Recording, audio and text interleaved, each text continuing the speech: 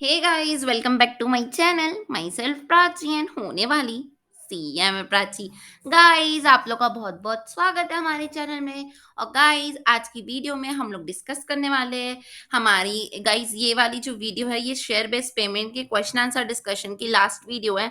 I hope guys आपने इससे पहले की सारी वीडियोस देखी होगी, सो दैट गाइस आपका कॉन्सेप्ट बहुत ज्यादा स्ट्रांग हो गया होगा। तो गाइस, हम लोग ये वीडियो को अब स्टार्ट करते हैं। Let's get started. गाइस, ये लास्ट वीडियो रहेगी शेयर बेस्ड पेमेंट की। इसके बाद अपन न्यू चैप्टर स्टार्ट करेंगे अपना। ठीक है। तो आपको अगर आपने अभी तक कोई भी वीडियो इसके पहले की नहीं देखी तो गाइस प्लीज पहले वहां से स्टार्ट कीजिए। मैंने कॉन्सेप्चुअल आपको पहले समझाया है ना, वो आपका क्लियर होना बहुत जरूरी है। ठीक है। तो वो देख लेना पहले, देन ये देखना। ठीक है गाइस, अपन देखते हैं कि MLL लिमिटेड जो कंपनी है ना, वो ग्रांट की है 80 share appreciation rights. Guys, question क्या बोल रहा है? 80 शेयर एप्रिसिएशन राइट्स दिए हैं अपने 400 एम्प्लॉय को। ठीक है, यहाँ तक समझ में आया। MLL लिमिटेड जो है वो 80 share cash share appreciation right दिए अपने 400 एम्प्लॉय को, है ना। अब मैं आपको पहले एक बात बताना चाहूंगी। यहाँ पर देखो गाइस, शेयर एप्रिसिएशन राइट्स दिया है। मतलब क्या होता है guys? These are the rights that entitle the employ. मतलब ये राइट होते हैं जो एक एम्प्लॉय को इंटाइटल मतलब हक देते हैं कि वो रिसीव करे, मतलब उसको रिसीव हो। ये एम्प्लॉय है, इसको मिला राइट, इसको मिल रहा है राइट कि वो रिसीव करे कैश या फिर शेयर। ठीक है। for an amount equivalent to excess of market price on exercise date। ठीक है। मतलब जिस दिन वो एक्सरसाइज करेगा ना, एक्सरसाइज करेगा उस डेट के दिन, जितना भी उस समय समझ लो 80 रुपीज चल रहा है मार्केट प्राइस, और इसने एज ए एम्प्लॉय जब एक्सरसाइज किया था, ठीक है, तो उस समय चल रहा था 50। ठीक है। तो इन दोनों डेट के बीच का जो डिफरेंस रहता है, उसमें डेट के डिफरेंस मतलब प्राइस के डिफरेंस जो रहता है, उतना इसको कैश या शेयर मिलने का हक है। ठीक है। मतलब समझ लो आज आपने बोला कि मतलब आपको बोले कि आप राइट ले लो, तो आपको राइट मिल गया। आप 50 रुपए में आपने पेमेंट किया और शेयर खरीदा, स्टॉक एप्रिसिएशन राइट। अब गाइस, जब जिस दिन आप एक्सरसाइज करोगे उस दिन 80 रुपीज हो गया अगर शेयर का प्राइस, तो इसके बीच का जो भी डिफरेंस है उस अमाउंट का आपको या तो कैश मिलेगा या तो आपको शेयर मिलेगा। ठीक हुआ? यहाँ तक समझ में आया?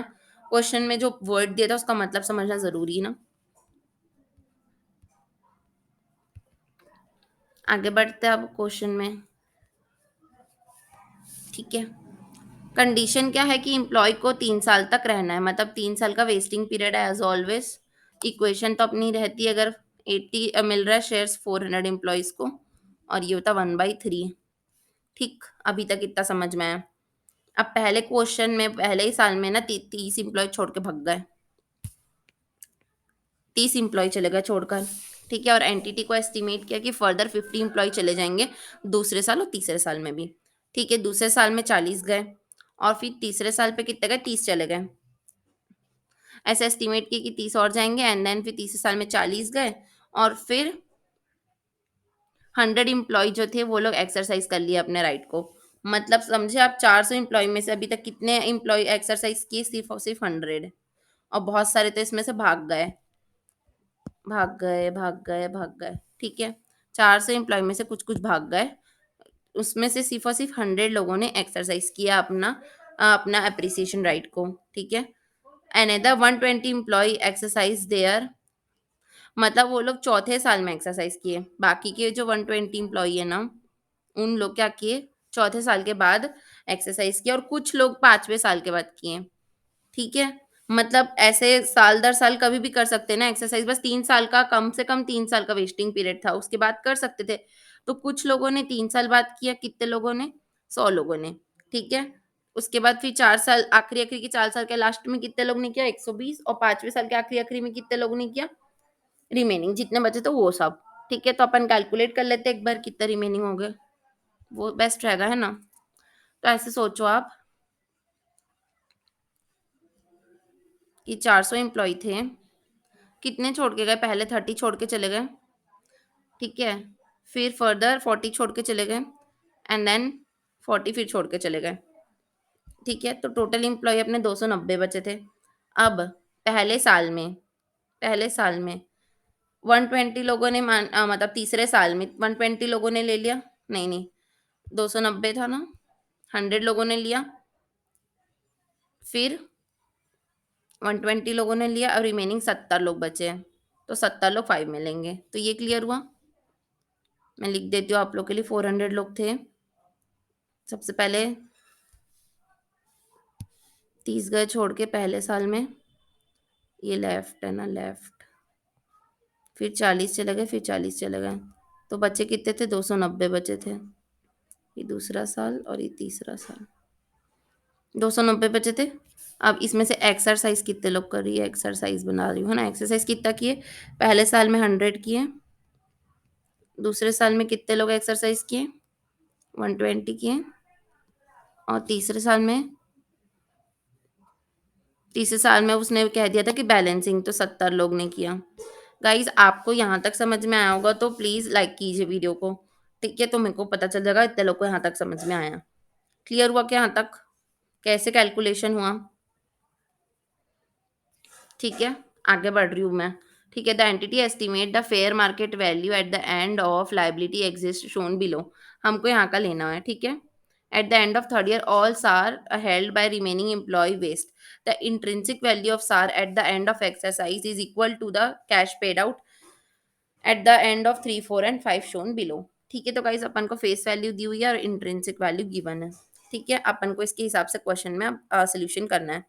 यहाँ तक समझ आ गया होगा, मैं मान लेती हूँ। अब अपन आंसर में मतलब मैं आपको अब समझाती हूँ कि आंसर कैसे अपन को कैलकुलेट करना है। ठीक है गाइस, तो अब सबसे पहले अपन देखते जाएंगे कि कैसे कैसे रिड्यूस हुआ अपना। ऐसे इस व्यू पे रखोगे तो गाइस आपको ज़्यादा अच्छे से समझ में आएगा। देखो, यहाँ से बता रही हूँ। देखो, पहले साल पे कितने गए? ऐसे सोचना है अपन को। 30 गए और अपन ने मान लिया कि 50 चले जाएंगे, तो टोटल 80 गए। तो कितना हो गया? 320 हो गया। ठीक है, इज दैट क्लियर? 400 एम्प्लॉय थे, असली में कितने गए? 30। मान मान लिया ना, फर्दर 50 चले जाएंगे, तो बचे कितने? 320। ठीक है, और फेस वैल्यू कितनी चल रही थी उस समय? 15, तो 15 लेंगे। ठीक है, एक्सपेंस मान लेंगे। देन सेकेंड ईयर में क्या सोचे अपन? सेकेंड ईयर का समझना अच्छे से। सेकेंड ईयर में असली में कितने गए? 40 गए असली में। 400 में से पहले ही जा चुके 30, और अब और चले गए 40।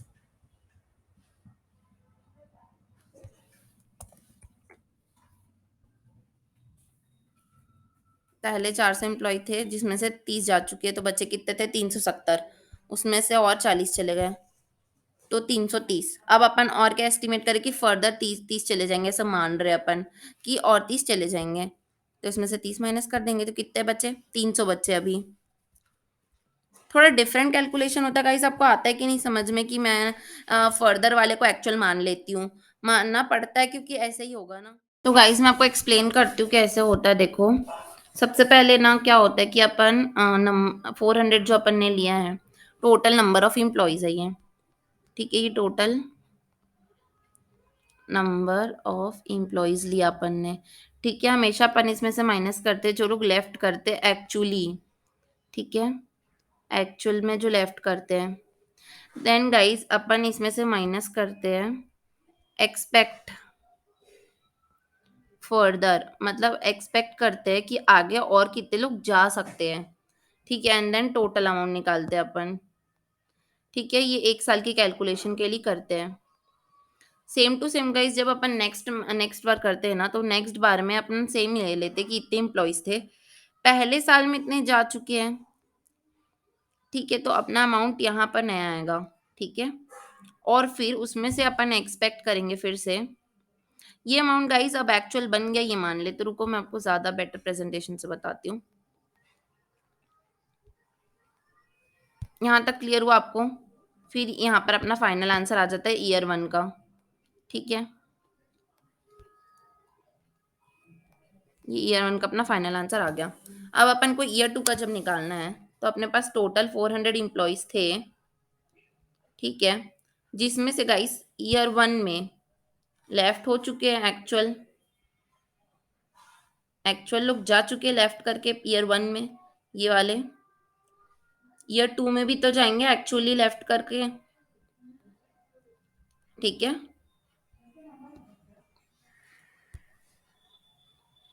ठीक है।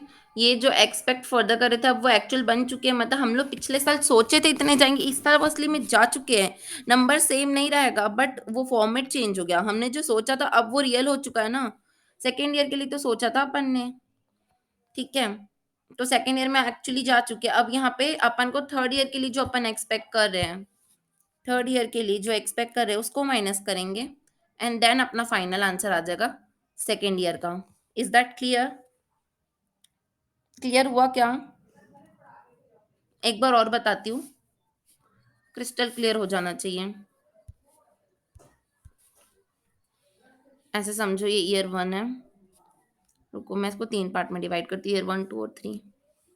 नहीं, 2 ही में समझाती हूँ पहले। ये ईयर 1 है, ये ईयर 2 है। टोटल कितना है? 400 अभी भी है, 400 अभी भी है। लेफ्ट कितने गए ईयर 1 में? जितने भी लेफ्ट किए तो अपना आंसर आएगा। तो यहाँ पे भी लेफ्ट वाला माइनस करेंगे ईयर 1 का। ठीक है, फिर एक्सपेक्ट कर रहे हैं कि ईयर 2 में इतने लोग छोड़कर जाएंगे, तो यहाँ पर अपना आ जाएगा आंसर। ठीक है, अब यहाँ पर भी अपन एक्सपेक्ट करेंगे कि ईयर 3 में जो लोग छोड़ के जाएंगे उसका अमाउंट लेंगे। ठीक है, बट गाइस अपन को इस साल का एक्चुअली तो माइनस करना है। यहाँ पर एक्चुअल लेफ्ट जो माइनस किया ईयर 1 का, एक्चुअल लेफ्ट यहाँ पर माइनस किया अपन ईयर 1 का, तो यहाँ पर एक्चुअल लेफ्ट ऑफ ईयर 2 भी तो माइनस करोगे ना, उसको माइनस करोगे एंड देन फाइनल आंसर अपना आ जाएगा। ठीक है, ये बेटर प्रेजेंटेशन भी हुआ और आई होप आपको क्लियर होगा कि कैसे क्या हुआ है।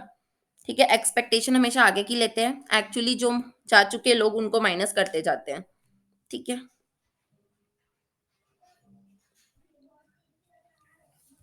ठीक है गाइस, तो आई होप कैलकुलेशन में आपको कोई इशू नहीं रहेगा।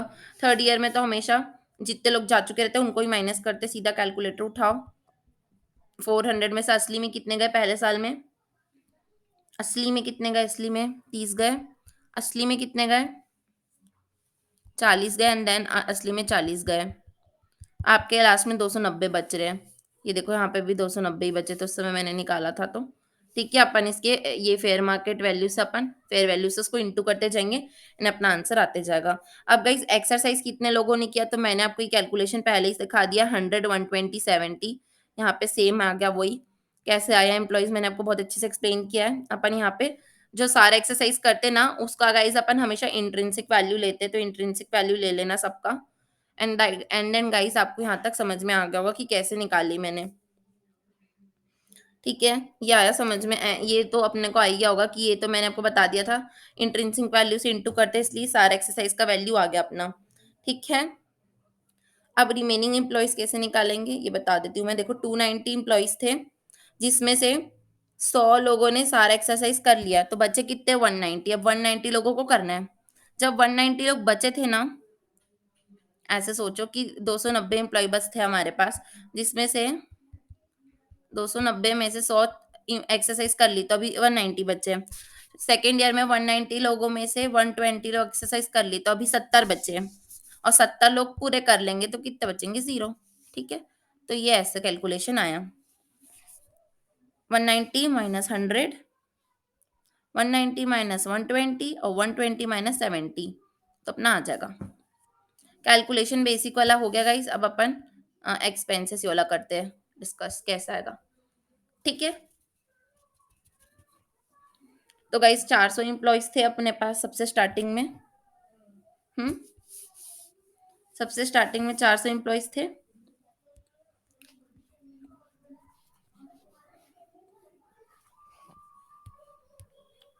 उसमें से गाइस 80 अपन ने कैलकुलेट किया यहाँ से, उसको हटा देने का।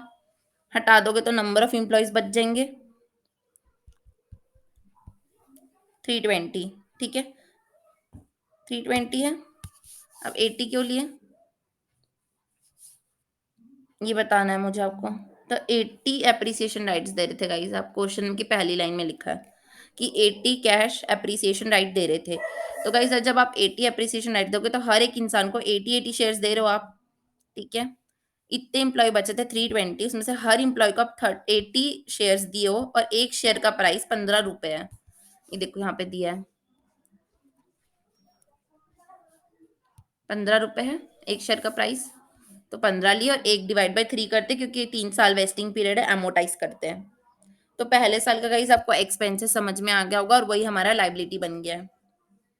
सेकंड ईयर का बता रही हूँ मैं, अब देखो गाइस सेकंड ईयर में 100 400 में से 100 आएगा, क्योंकि अपन ये बेसिक कैलकुलेशन गाइस मैंने आपको एक्सप्लेन कर चुका है, इसलिए बार बार नहीं बता रही हूँ, मैं डायरेक्टली नंबर उठा रही हूँ। ठीक है, तो 400 में से 100 एम्प्लॉय चले गए तो कितने बचे? 300 बचे। 300 एम्प्लॉय बचे हैं, जिसमें से हर एक एम्प्लॉय को 80 शेयर दोगे और एक शेयर का प्राइस कितना रहेगा? 16 रहेगा, क्योंकि गाइस यहाँ पर देखो अब 16 है सेकेंड ईयर में। ठीक, 16 दिए और उसको एमोटाइज करोगे, देखो आ गया अपना अमाउंट। ठीक है, इसको माइनस कर देना फर्स्ट ईयर वाले से, 128 तो आ जाएगा सेम, ये डबल अमाउंट है तो इसको मतलब इसको माइनस करोगे इससे तो इतना आ जाएगा। ठीक है, मतलब ये कहना चाहता है कि टोटल एक्सपेंसेस सेकेंड ईयर के कितने थे, जिसमें से फर्स्ट ईयर आप इतना रिकॉर्ड कर चुके हो, तो अब बस इतना रिकॉर्ड करना है। ठीक है, तो दोनों ये दोनों को ऐड करोगे तो भी यही अमाउंट आएगा। ठीक है, ठीक है गाइस, मैं थर्ड ईयर का बता देती हूँ आपको, थर्ड ईयर में कैसे कैलकुलेशन होगा। देखो 400 अपने इम्प्लॉयज थे, 110 माइनस करेंगे जैसे कि अपन ने यहाँ से किया है। ठीक है, हर इम्प्लॉय को कितना दे रहे हो आप? 80 शेयर दे रहे हो। ठीक है, हर शेयर का प्राइस कितना है उस समय?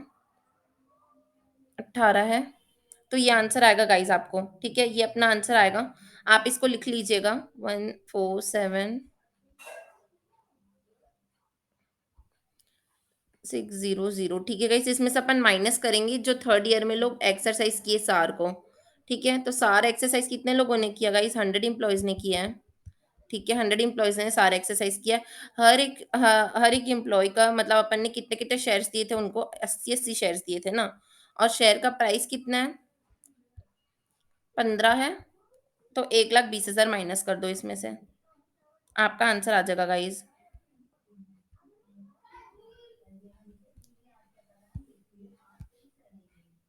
ठीक है, यहाँ तक क्लियर हुआ? तो गाइस अपन फोर्थ ईयर का डिस्कस करते हैं। देखो गाइस, फोर्थ ईयर में कैसे कैलकुलेशन होगी। हमारे पास रिमेनिंग एम्प्लॉय कितने थे? 190 एम्प्लॉयज बचे हुए थे, जिसमें से क्वेश्चन हमको खुद आके कह रहा है कि मैम 120 एम्प्लॉय जो रहेंगे वो इस साल सार अप्लाई करेंगे। तो जब क्वेश्चन बोल रहा है तो हम ले लेंगे 190 में से 120 को माइनस कर देना। ठीक है, तो अब कितने रिमेनिंग बचे बताओ मुझे। मैम अभी बताते हैं, 190 थे, 120 ने सार ले लिया तो बच्चे कितने? अब हमारे पास मैम सिर्फ और सिर्फ 70 एम्प्लॉयज बचे हैं।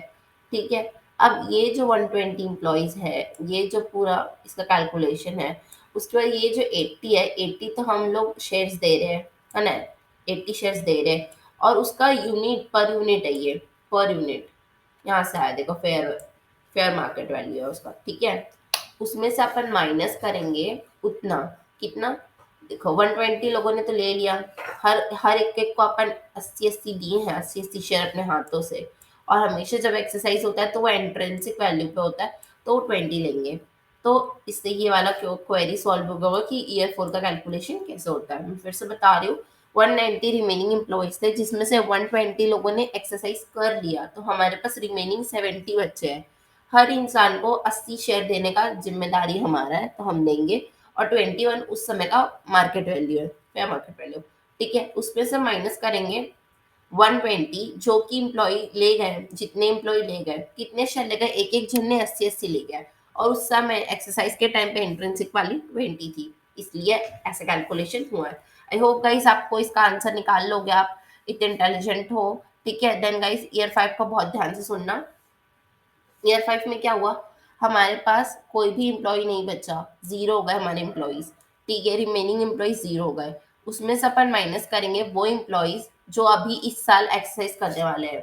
जैसे कि इस क्वेश्चन में हमको दिया हुआ था कि 120 एंड देन बाद में रिमेनिंग करेंगे ना, रिमेनिंग। तो हमने निकाला था ना, रिमेनिंग कितना होगा? 70। तो ये जो 70 एम्प्लॉय बचे थे वो लोग सारा अब अप्लाई करेंगे, हर एक एक को अपन कितना देंगे? 80-80 शेयर्स देंगे। और उसका इंट्रिंसिक वैल्यू कितना रहेगा एक्सरसाइज के टाइम पे? 24। तो 24 से इंटू करेंगे। यहाँ पे जीरो क्यों लिए? क्योंकि कोई इम्प्लॉय नहीं बचा, सारे इम्प्लॉय ने, सारे 70 इम्प्लॉय जितने बचे थे उन सब ने अप्लाई कर दिया सर के लिए, वो सार ले गए, तो इसलिए यहाँ पर जीरो आया है। तो आई होप गाइस आपको ये क्वेश्चन समझ में आया होगा। थोड़ा सा ट्रिकी था बट ठीक है, इंटरेस्टिंग क्वेश्चन था। एक्सपेक्टेड है कि एग्जाम में इस टाइप के क्वेश्चन आ सकते हैं। तो अगर वीडियो अच्छी लगी हो तो प्लीज लाइक कीजिए, बहुत अच्छी लगी तो प्लीज सब्सक्राइब कीजिए और अपने फ्रेंड्स के साथ शेयर कीजिए। Thank you so much for watching this video. Bye bye guys.